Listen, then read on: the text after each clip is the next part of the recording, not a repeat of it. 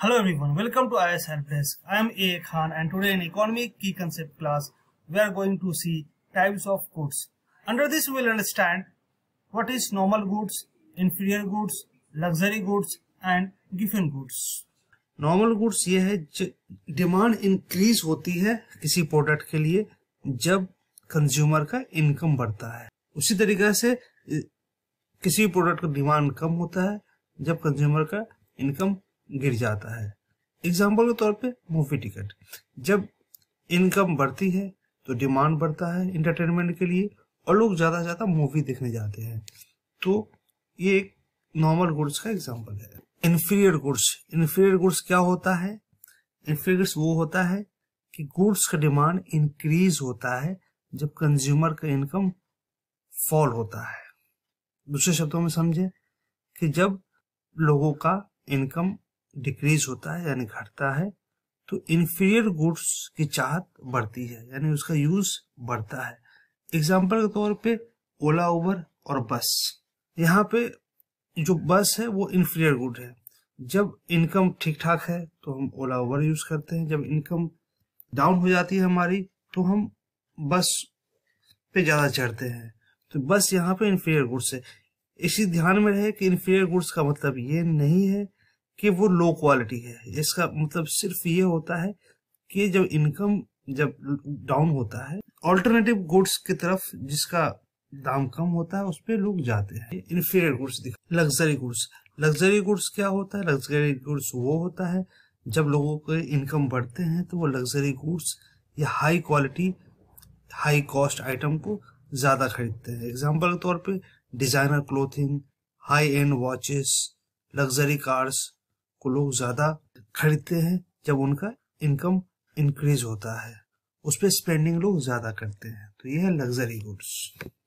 Giffen goods ये दिखाता है कि किसी भी प्रोडक्ट का डिमांड इंक्रीज होता है जब उसका प्राइस भी इंक्रीज होता है। This is contrary to the law of demand. ये लॉ ऑफ डिमांड के अपोजिट है। लॉ ऑफ डिमांड में क्या होता है? जब चीजों का प्राइस बढ़ जाता है तो डिमांड कम हो जाता है। लेकिन यहाँ पे एक एग्जांपल लेंगे इसको समझने के लिए। जैसे कि राइस है। राइस इंडिया में एक स्टेपल फूड। अगर किसी को दिन में राइस चावल खाना है तो दिन में चावल ही खाएगा, वो रोटी नहीं खाएगा या कोई और ग्रेन नहीं खाएगा।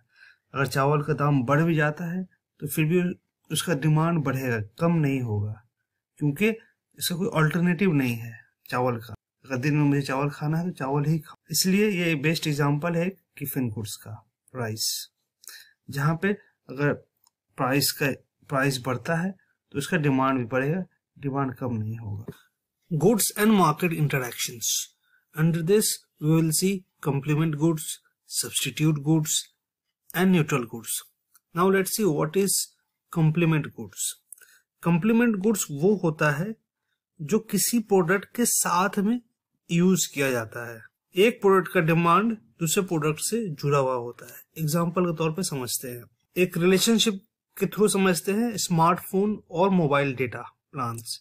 अगर हम स्मार्टफोन ले रहे हैं तो साथ में मोबाइल डेटा प्लान भी लेते हैं, क्योंकि ये मोबाइल डेटा प्लान और स्मार्टफोन दोनों एक दूसरे के कॉम्प्लीमेंट्री हैं, क्योंकि दोनों के साथ ही हम इंटरनेट यूज कर पाते हैं, एप्स को चला पाते हैं या कॉल को कर पाते हैं।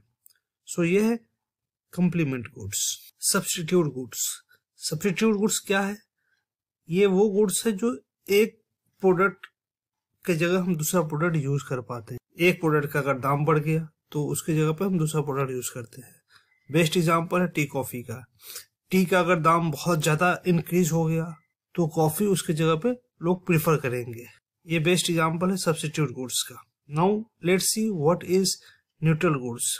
न्यूट्रल गुड्स वो गुड्स है जिसके कंजम्पशन से, मतलब एक प्रोडक्ट को अगर हम कंज्यूम कर रहे हैं तो दूसरे प्रोडक्ट पे उसका कोई इम्पैक्ट नहीं है, ना ही उसके डिमांड पे कोई फर्क पड़ेगा। एग्जाम्पल के तौर पे क्लोथिंग, कपड़ा और ग्रोसरीज। अगर कपड़ा हम नहीं खरीद रहे हैं या कपड़ा का डिमांड नहीं है तो उसका ग्रोसरीज पे कोई फर्क नहीं पड़ेगा।